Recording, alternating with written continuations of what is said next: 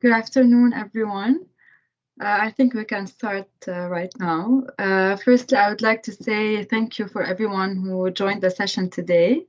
I'm Joelle Tin. I'm a clinical dietitian and the wellness director at TruDoc 24/7.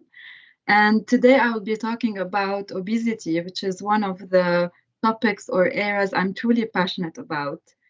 And as you may know, and some of you may know, that March 4th was World Obesity Day. And this year's theme was about to everybody needs to act, right? Whether it is someone from a local area or national area, but also on a global level as well.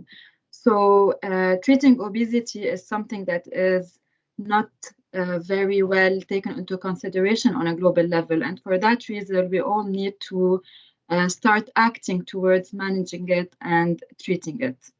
But firstly, I would like to let you know that we will be having a Q&A session at the end. So whatever question you want to ask, please feel free to do that at the end of the session, and I'll be more than happy to answer you.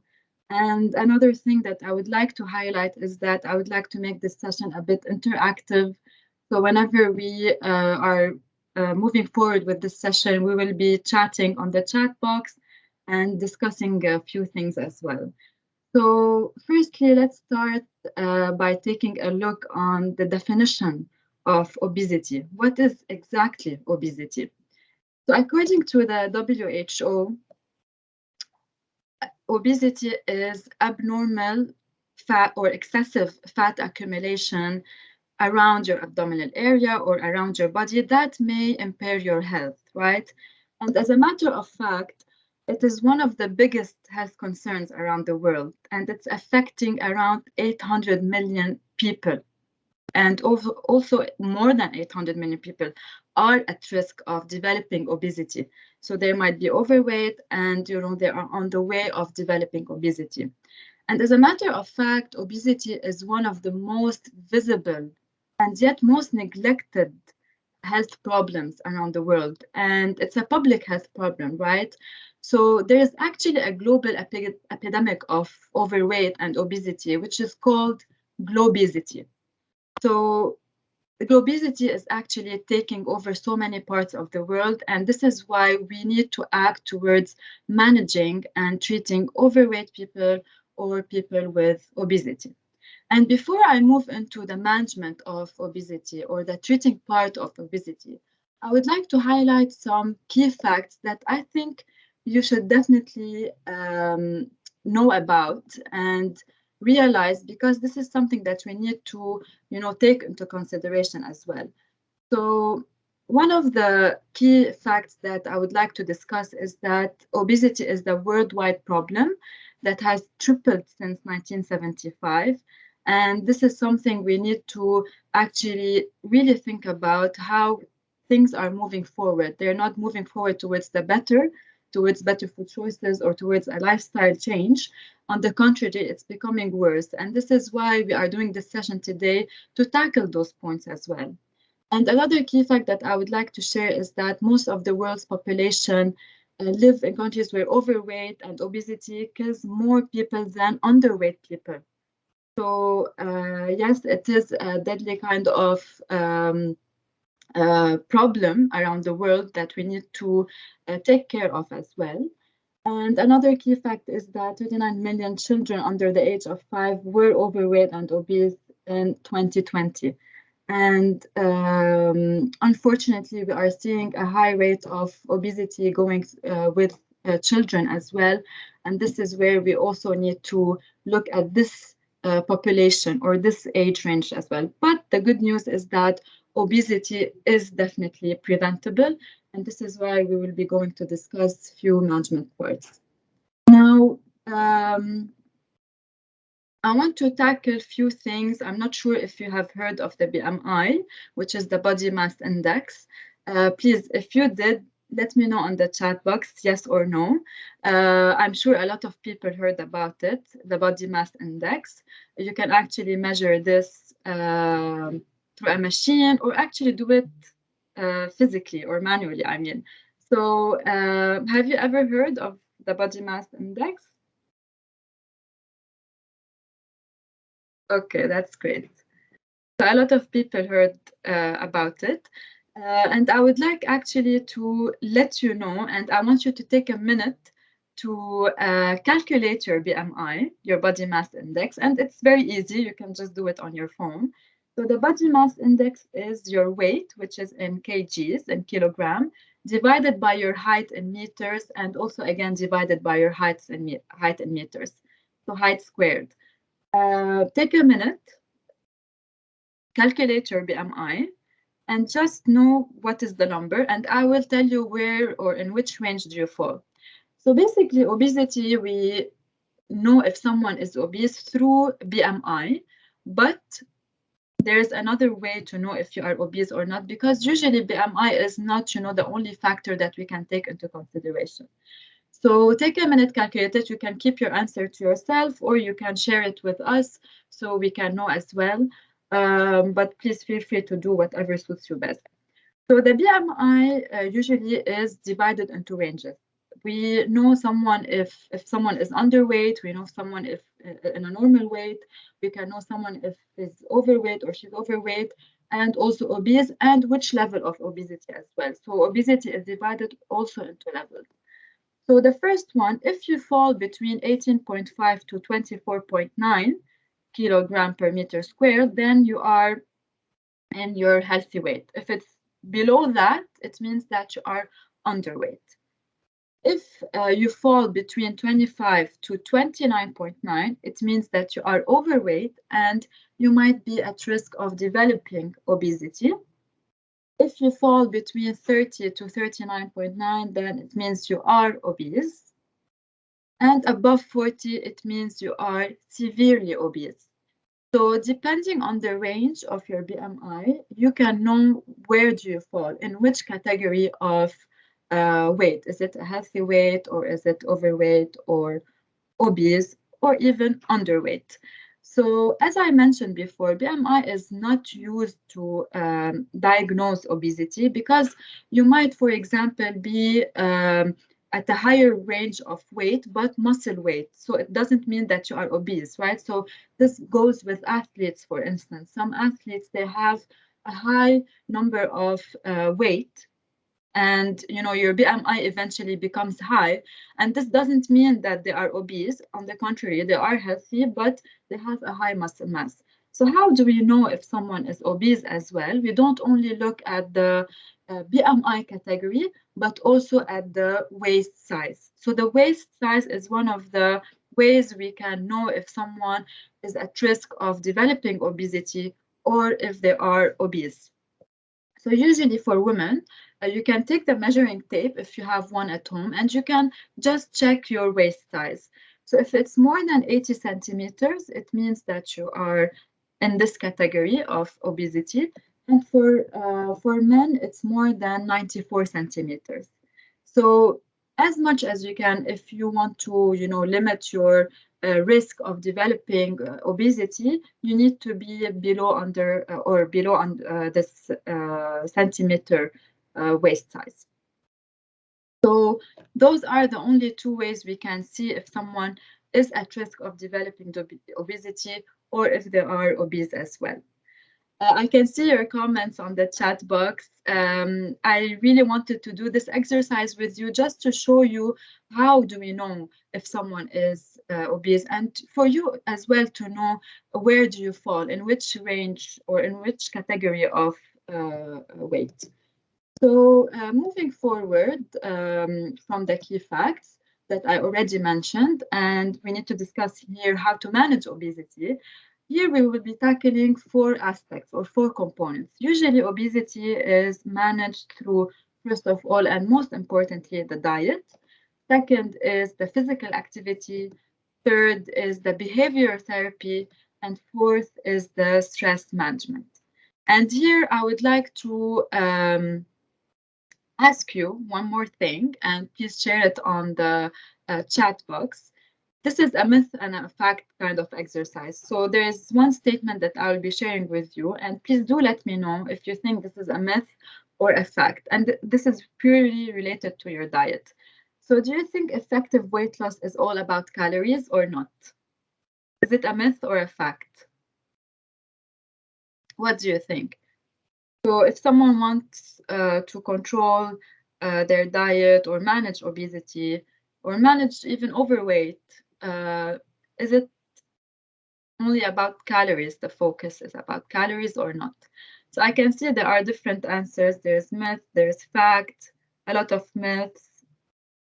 It's interesting to see the different opinions and answers about this because I know, right? Like diet is a very complex issue.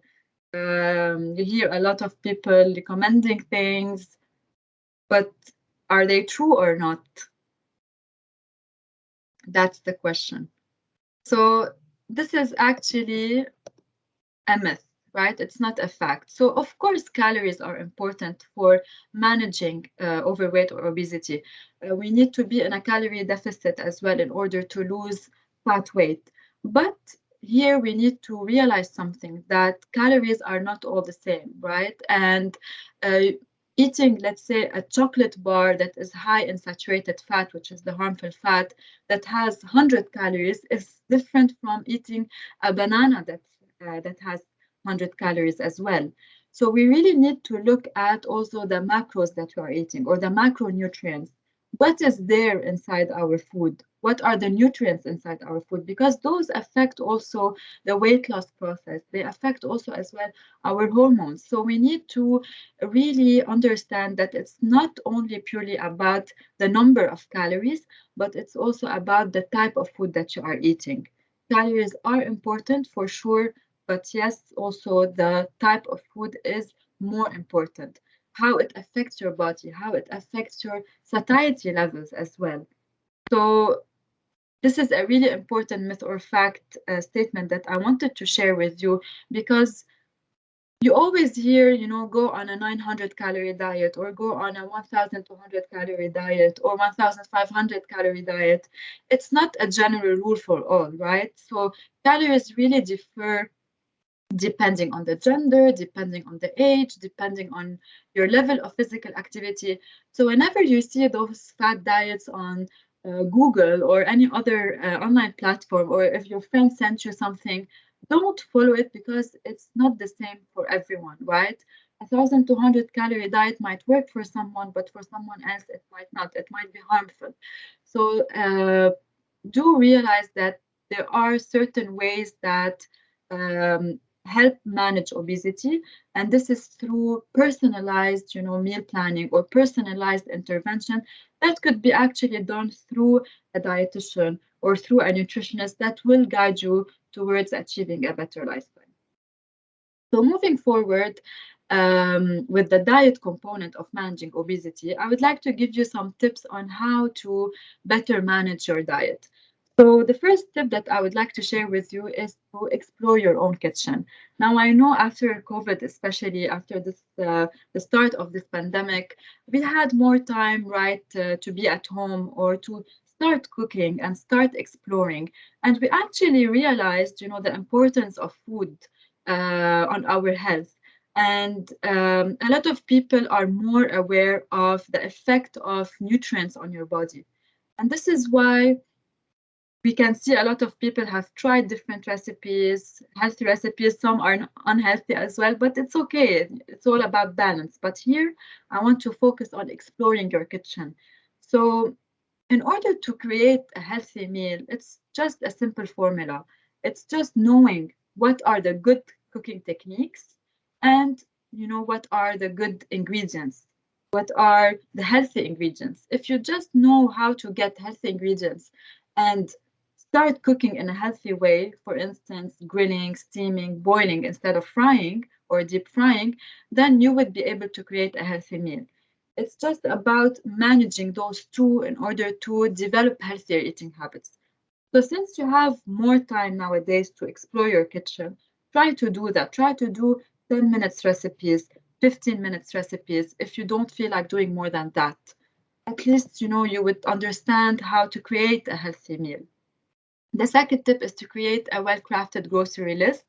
And this is a very underrated tip, actually. This is very important. And studies have shown that if you go to the grocery store, or if you are doing online shopping without having any structured list, you are more susceptible to buying unhealthy food products. And this goes back also to another study that shows that if you are hungry and you go to the grocery store, or if you are hungry and you are doing online shopping, you are more susceptible to buy foods that are high in sugar and high in fat. So my tip for you here is to take, let's say, 5 minutes out of your time or 10 minutes out of your time every end of week to write down either on your phone notes or on a notebook what are the things that you need to buy from the grocery store. And this will help you categorize more healthy food products. Same if you are hungry, try to eat something like a snack. Don't be hungry and do grocery shopping because you will increase the chances of buying unhealthy food products.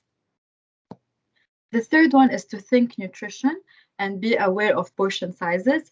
And this is very important, especially for people who are overweight or people who have obesity, because here we need to look at portion sizes, of course. If you want to lose weight, it's not only about the type of food that you're eating, but also the portion sizes. And portion sizes, I mean here, and I will tell you a short story actually. One time there was a friend of mine, she was trying to lose weight, and she was telling me, I'm just putting 2 teaspoons of sugar, let's say, instead of three in my cup of tea.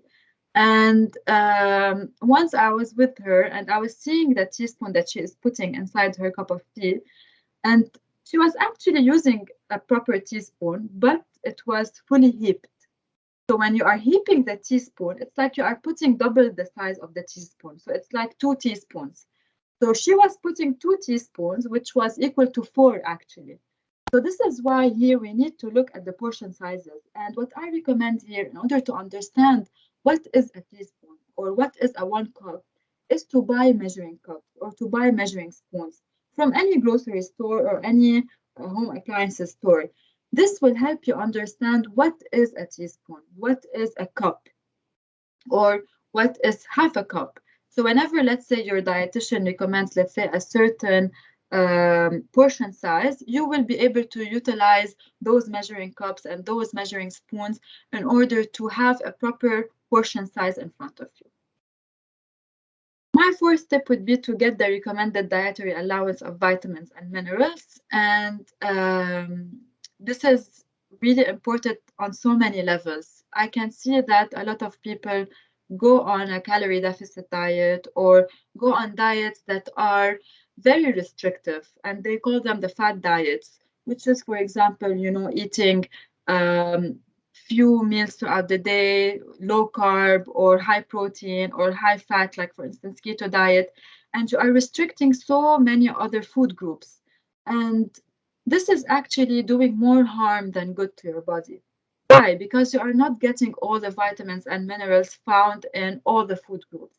This is why you need to take care and think nutrition as well on the vitamins and minerals that you are taking, because those are the key nutrients to a sustainable diet.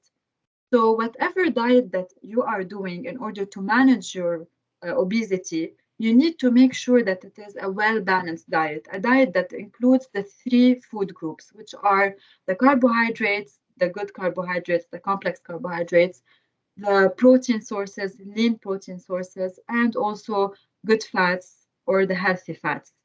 If you manage to eat from all those food groups, you will be able to get all the vitamins and minerals your body needs in order to be in a healthy um, lifestyle or in a healthy state. If you go for fat diets just for the purpose of losing weight fast, this will do more harm than good for you on the long term. Yes, there are fast, easy solutions, but they are for the short term. But as a matter of fact, what matters to you in order to be in a better health is the long term result. This is why I always focus on getting as much as nutrients as you can from all food groups. And the fifth one is to limit your sugar, salt, and fat intake. Now, I know we always hear that, right? We always hear limit your sugar, limit your salt, limit your fat. But how do we do that? What is it? So the key word here is limit, right? Limit is to reduce as much as you can. Now, in an ideal world, of course, it's really good to stop eating any added sugars or reducing salt as much as we can, or stop eating saturated fat, which is the harmful fat. But in reality, instead of stopping everything, we need to try to limit as much as we can. So limiting sugar is, for instance, let's say you are the kind of person who drinks 3 cups of tea or coffee per day, and each cup you put 2 teaspoons of sugar. So how do you limit? You start, for example, by putting 1 teaspoon per cup or 1.5 teaspoon per cup, and then with time, reducing even further. So from 1.5, you go to 1. And by this, if you look at the bigger picture, you will see that you have reduced a lot. So don't be harsh on yourself by reducing sugar, salt, and fat. Try to reduce them gradually in order to have a sustainable result. Same for salt. If you are putting, let's say, salt while cooking, that's good. You are making your food tasty. But on the table, instead of adding even more salt, try, for example, to add herbs or spices in order to make your plate flavorful instead of adding salt. So remove the salt shaker from your table. And the last thing is the fat. So if you are the type of person who likes, let's say, whole fat milk or high fat cheeses, like for instance, yellow cheeses, like Gouda, like mozzarella, like cheddar, try switching to low fat options. So instead of stopping cheeses or stopping milk, go ahead, eat them, enjoy them, embrace them, but choose the healthier options. Like, for instance, white cheeses, like feta cheese or halloumi cheese or cottage cheese. And for the milk, let's say, or the yogurt, go for the lower fat options, which are also available anywhere. So, this is how you start limiting your sugar and your salt and your fat intake. And the last tip would be to stay hydrated.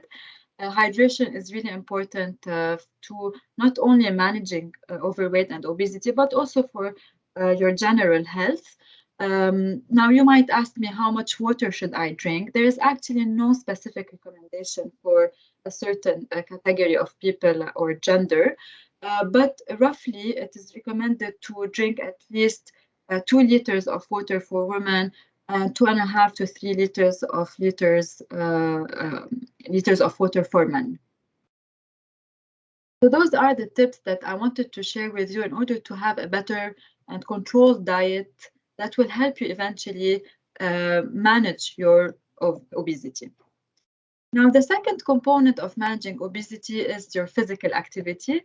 And what I mean by physical activity is not only exercise. Physical activity is your daily activity, your bodily movement. So it's both your bodily movement and your exercise level. So try as much as you can not to have this sedentary lifestyle whereby you're sitting on your desk the whole day. Just take a walk every 1 hour, let's say, a short walk, stand up, a 1 minute walk. Or, for instance, some people would like to take the elevator one floor up and then, take the stairs one floor up and then take the elevator in order to have this bodily movement there. If you are doing the laundry or if you are folding the laundry, fold them while standing up. If you are, let's say, taking a phone call even at home, let's say, instead of sitting on the couch, walk while taking the phone call. Those small things will help you increase your bodily movement throughout the day. And another thing is the exercise, which I will give you some tips about as well. And the first one is to explore different kinds of workouts. And now we live in a world or in an era where we have so much available, so many workouts available online that could range from, let's say, a low intensity or high intensity workout, low impact, high impact as well. So try to explore different kinds of workout to know what suits you best. If you don't sweat in a workout, let's say in a low impact workout, it doesn't mean you are not doing anything. On the contrary, you are moving your body. So same for diet. Not everything, not the same diet doesn't work for everyone. And with physical activity or with exercise, it's the same concept. If you don't like, let's say, high intensity training, it's okay. Some people like it, some people don't. Explore other kinds of workouts that suit your body, but at least move your body. This is what's recommended. The second thing is to engage in home workouts. If you are still not comfortable in going to the gym or going to classes, we have, we are lucky to have online workouts. We can do from 10 minutes to 15 minutes to 20 minutes or even to 1 hour. So, whatever you can engage with, try to explore and engage in, but the focus is to move your body. And this is how you will try to manage your overweight or obesity. Start gradually, and this is one of the tips that I always provide. Don't be harsh on your body, don't be harsh on yourself. I know it is um, tough to understand this, or it's challenging to understand this, and people need fast results. But if we think on the long term, we need to start gradually building habits. So, for instance, if you are the kind of person who doesn't exercise at all and you want to start exercising, try not to set a goal that is unrealistic. So instead of saying, let's say, I want to work out 1 hour a day, 5 times a week, probably you'll do that for a week, but then you'll stop, right? So this is not what is recommended. What is recommended is to start slowly. So say to yourself, I will do, let's say, 15 minutes 3 days a week. This is better than nothing, right? And then after a week, you say, I'll do 20 minutes 3 days a week. So this is how you start building your habits. And then change your workout routine.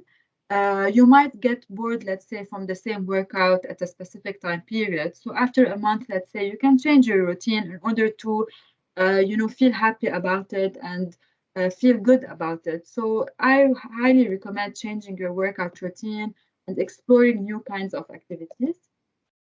And the last thing is to make it fun. The most important thing is to enjoy your workout. So if you feel in your workout that you are tired or you are not enjoying it at all, you just want it to end, then this is not the right workout for you.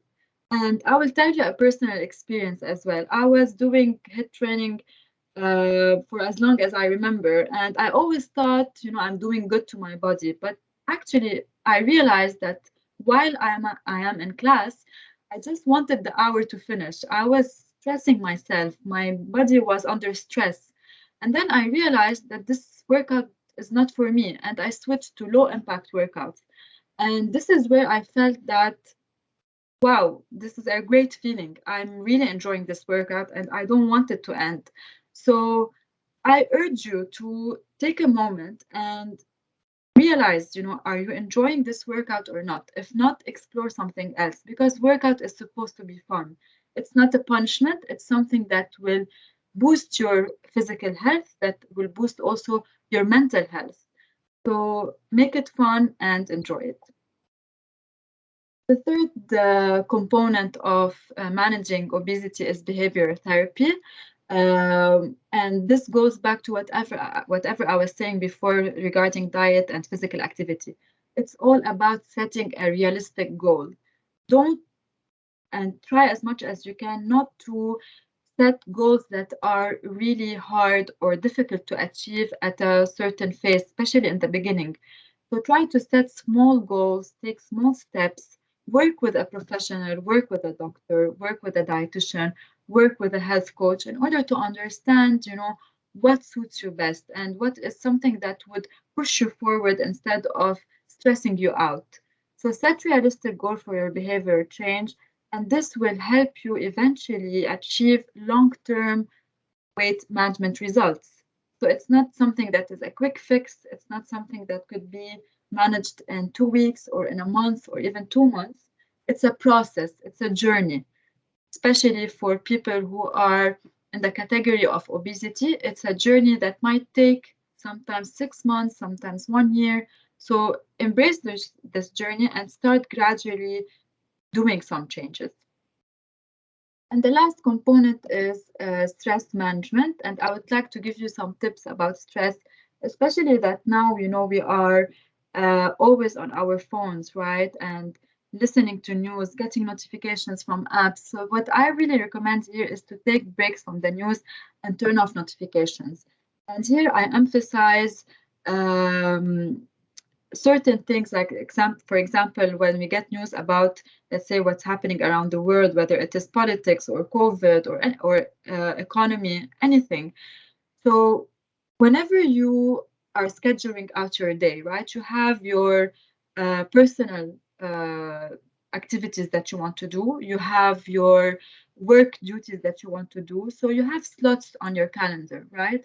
So what I recommend here is to take a slot throughout your day just to check out the news. So instead of having, let's say, your phone next to you or your TV turned on a TV on a news channel and always hearing, what's going on, take a time out of your day to really look at the news, to open your apps and to see what's going on and forget about it later on. It could be in the morning, it could be at night. But as you take a slot throughout the day to work, as you take a slot throughout the day to cook or to do something that is for you, take a slot to read the news and to check things out, because this will help you also release the clutter in your mind, and this will help you, achieve a better mental health. Regarding notifications, also everything regarding news notifications, try to turn them off. And whenever you want to check the news, you go on this app, let's say, and you check them out. The second tip is to write out all of your fears and goals. It's the similar way of writing down a task list at work, let's say, in order to be structured, in order to prevent any clutter throughout your work. You write a task list, right? And or a to-do list. So it's the same for your own mental well-being or for stress management. Write down what you fear, write down your goals, what you want to do in your personal, mental achievement, mental change, let's say. So write them down and look at them. It could be journaling, it could be just writing them down on your notes, on your app notes, phone notes, any way that suits you best. Try to do it in order to understand what's happening in your mind and in order to release the clutter there. Now, the third tip is to talk openly about mental health. It could be to your friends, it could be to a family member, or also to a professional, like a psychologist, let's say, or mental health expert. Talk openly about it in order to release everything that, all the thoughts and the feelings you have there. Another tip would be to find a hobby. Take some time out to yourself in order to release also the stress. And here, why am I specifying stress management? Because stress plays a huge role in weight loss. Sometimes you might be doing a great diet, you might be doing a great level of physical activity, you're doing the behavior change is gradual, it's working well, but still you are not seeing enough good enough results, and this might be due to stress, and stress plays a big role in obesity management. So those tips are very important to take into consideration in order to gradually as well release the stress. And finding a hobby is one of the key factors that helps reduce stress, because especially here in Dubai, the working hours, or anywhere in the world as well, the working hours might be a bit tough and challenging, and then you have your personal tasks as well. So you might forget setting a certain hour or 30 minutes throughout the day to take to yourself, to take a hobby there. So even if it's for 10 minutes, try to do it. If you like to play the guitar, or if you'd like to cook, or if you'd like to read something, just take 10 minutes at least out of your day to do this hobby. This will help you achieve better mental health status and reduce the stress eventually. And then find new ways to connect with friends. Uh, if you are still uncomfortable, in seeing people around you and you want to connect with people, we have the beauty of, the online world where you can connect with friends, you can connect with people who share the same interest on groups, like, for example, Facebook groups, or meetups, like, for example, a meetup app where you can connect with people to explore, the interest that you have with them. And the last thing is to sleep adequately. And sleep is really important for stress management and eventually for obesity management. And talking about sleep specifically, I would like to highlight few things. But before that, I want to ask you, and please feel free to put it on the chat box, how much sleep do you think you need per day? So for adults, usually from the age of 18 to 64, do you think it is recommended to sleep 6 to 7 hours, 6 to 8 hours or 7 to 9 hours? What do you think?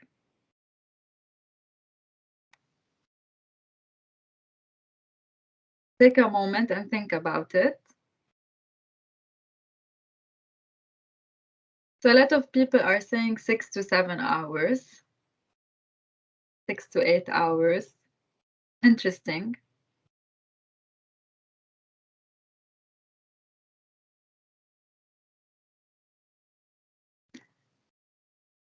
So actually, if we look at it, it's not much of a difference, right? But it is recommended to sleep for adults from age 18 to 64 years old, 7 to 9 hours per day. So at least 7 hours a day is recommended and not more than 9 hours. So if you are able to achieve 7 to 9 hours, this would be ideal for stress management and for obesity management and for better overall health.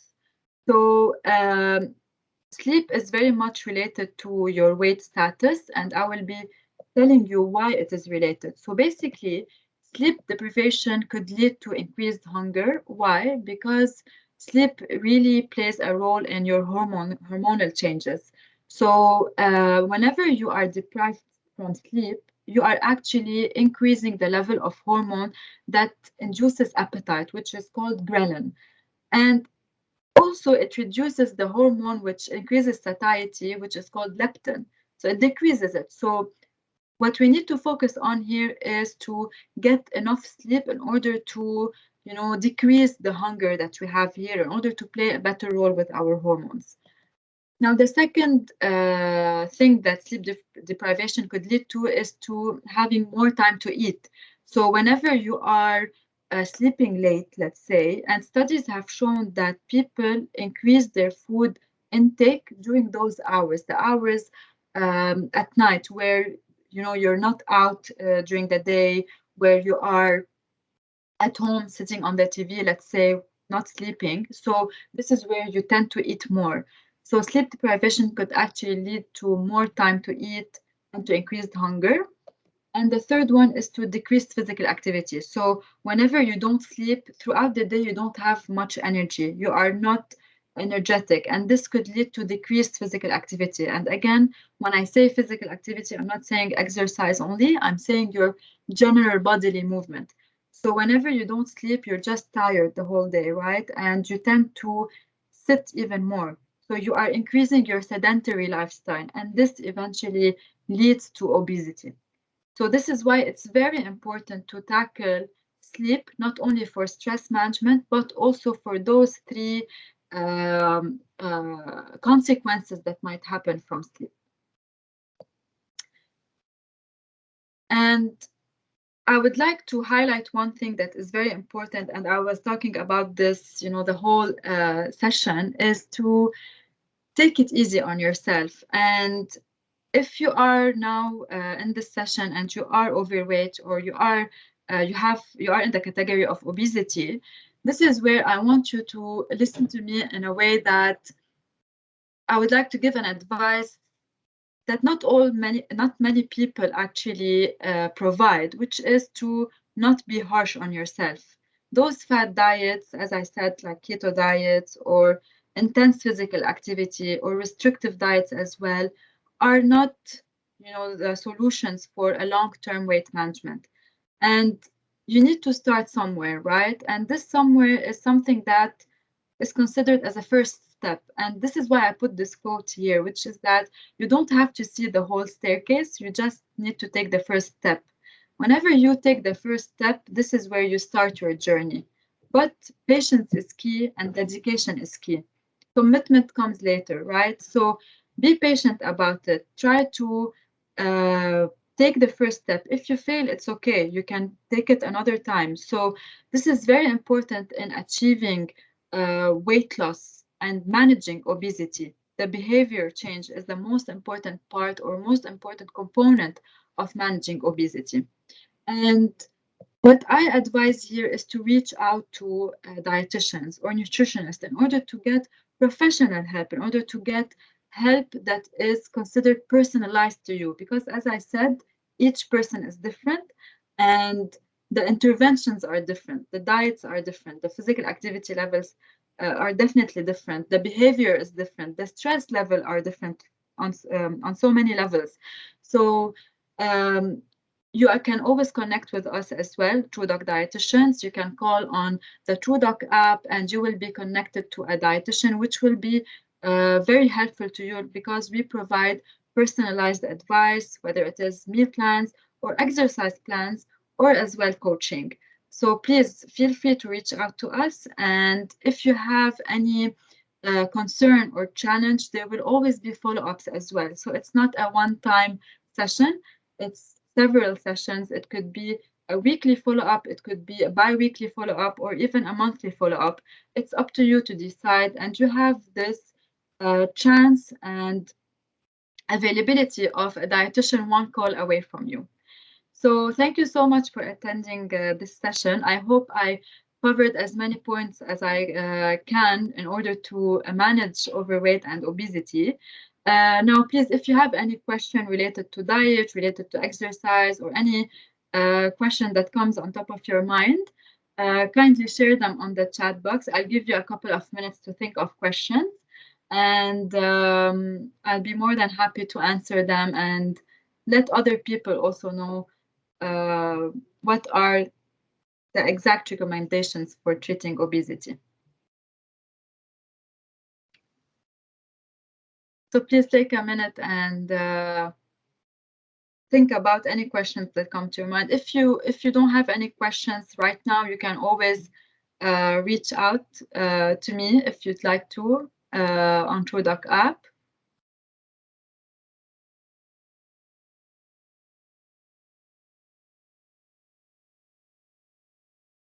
So the first question I have, what are some of your favorite home workouts?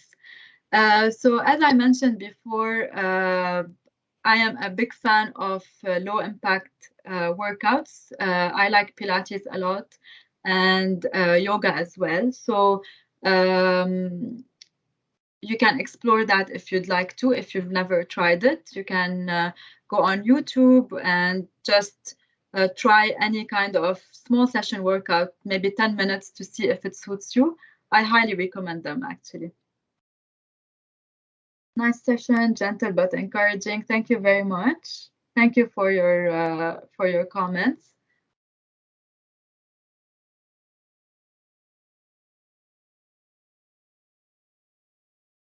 So another question would be, is it important to make food sensitivity tests? Thank you for the question, and this is an interesting one actually.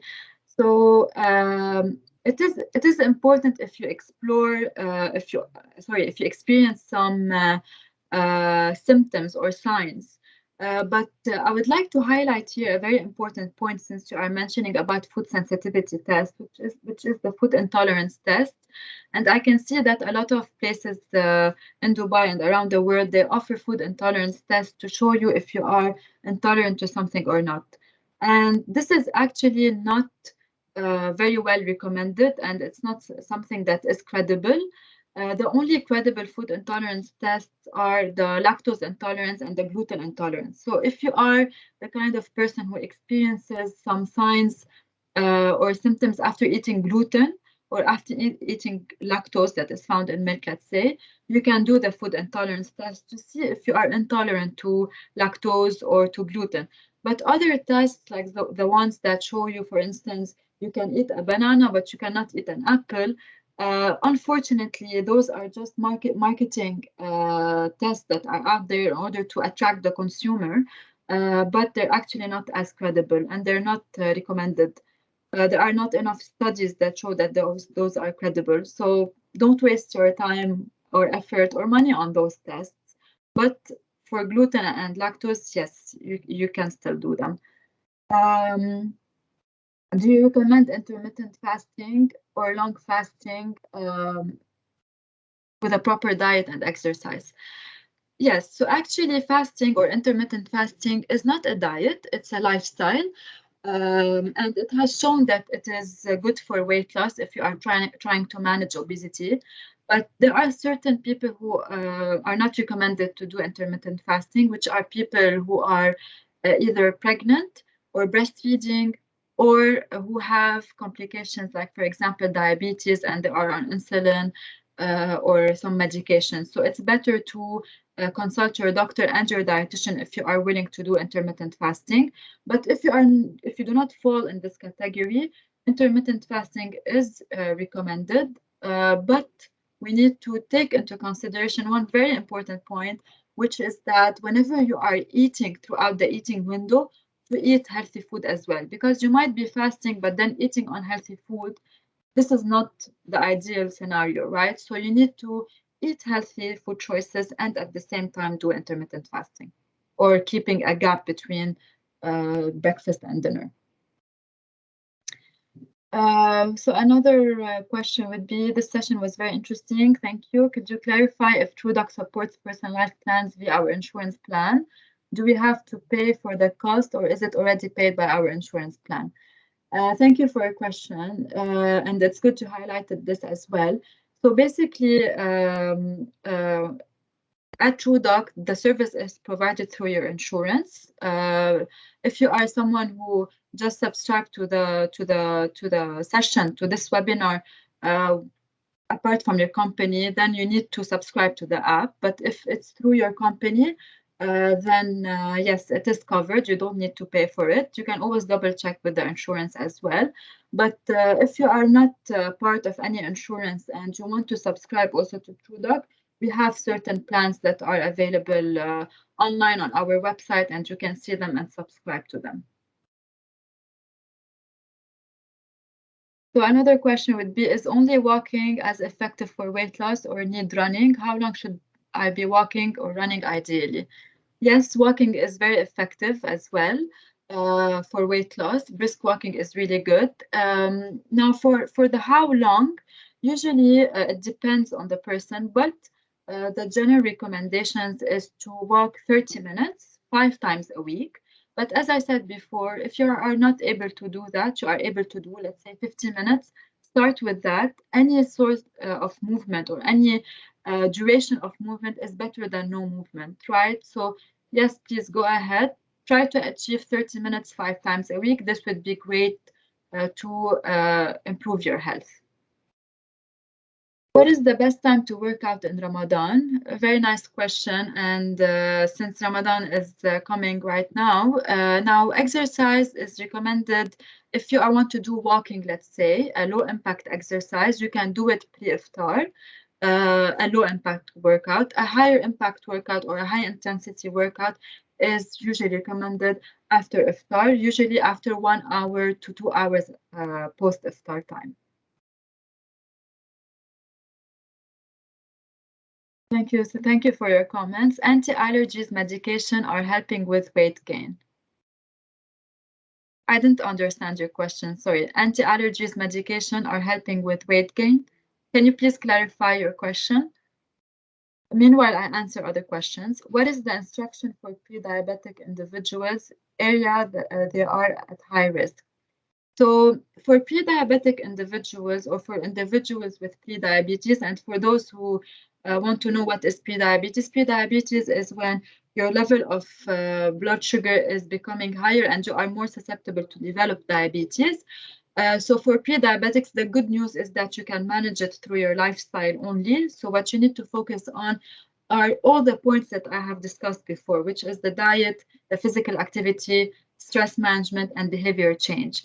So in order to prevent, further increase in your blood sugar level, you need to take care of the type of food that you are eating. So try as much as you can to limit foods that are high in sugar, limit foods that are high in fat, and engage in physical activity, which will help you eventually reduce your blood sugar level and also maintain a better weight, to manage your weight. What is a good suggestion to overcome weight loss plateau if one tried intermittent portion control and low impact exercise? Thank you very much for this question. And this is very interesting, actually, because a lot of people reach to a plateau phase, right? And a plateau phase means that you are losing weight and then you reach to a point where you don't lose weight anymore. And I know this is frustrating and it is challenging to break it. So here we need to look at two things. The first thing is that whenever you do a restrictive diet or you be harsh on yourself, okay, you will lose weight and then you will reach a plateau. And then what will you do? You can't do anything further. This is why, number one, I always say don't start being very harsh or restrictive on yourself because you are increasing the susceptibility of reaching to a plateau phase, right? So this is why it's always better to start gradually. Now, whenever you hit the plateau phase, if you hit it and you don't know what to do, what I recommend here is that for a week or two, try to increase your food intake a little bit, like by 300 calories or 400 calories, depending on your gender, on your weight, on your age. You can reach out to me, Mary, if you want to know how to break it specifically to you. But usually it is recommended to increase a little bit your calorie intake and then go back to whatever you were doing before. Or maybe change a little bit your workout routine. But as I said, it is very personalized. So this is like a general rule. But please reach out to me and I'll be more than happy to guide you on how to break it. So in regards of allergy medication, are corticosteroids helping in gaining weight? I'm having medication for different allergies, and some of them contain corticosteroids. Sometimes I feel like they make it hard to lose weight. Yes, actually, they play a role in weight gain. And here, what we need to focus on in order not to have any further weight gain is to manage your food choices. So, as I'm not sure if you remember this and if you were there when I mentioned that there are hormones that play a role in our appetite and in our satiety levels, right? So, it's the same with the corticosteroids. So, we need to really focus on the type of food that you are eating in order to prevent any further weight gain, especially also the salt intake. So as I said, Irina, this is also personalized to you. So if you want, we can work on a meal plan there and work on the food choices that you need to have in your diet in order to prevent any further weight gain from those corticosteroids. But yes, they do play a role in your weight.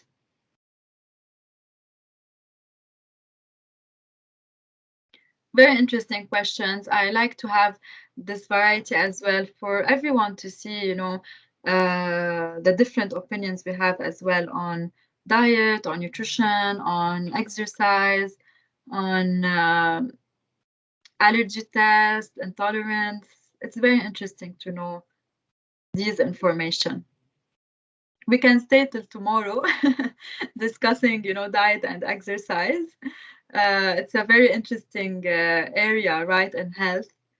Uh, I still have 3 more minutes with you to answer your questions, so please think about any question you have, and we still have time to answer them.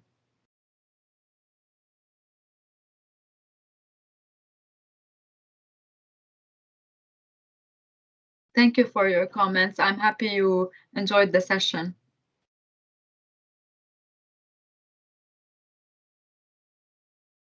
So how do we get an appointment? It's very easy. So you download the app, TruDoc 24/7. You register, you can put your information and it will guide you through it. And on the app, you can call the call button and you will be directed to our call center. If you are not able to download the app now, you can call us at 800 TruDoc and you will be also led to the call center and immediately you can book an appointment with the wellness team. Do you have a food diary on your app? There is no food diary, but you can actually track your weight, track your steps on the app. And the food diary, you can have it while you have an appointment with the wellness expert. We can share with you a form that you can fill, which is a food diary form. Are cheat days good for your diet? Uh, Actually, this is a very nice question, and I don't like to call it as a cheat day because you are not cheating, right? So it's all about balance. You can always eat healthy and at the same time have some unhealthy food choices, which is normal, right? But what's more important is to focus on having healthy food choices on most days of the week. And whenever you eat something that is considered a bit unhealthy to your body, it's okay. But as long as you understand that you are not cheating on your body, you are balancing it out. We don't need to create this feeling of guilt at the same time. But yes, we can still have some, unhealthy food in your diet in order to, move forward with it on the long term. Is there any relation between diabetic and weight?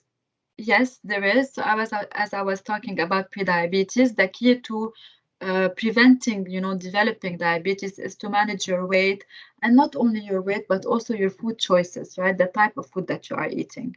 So yes, they are related.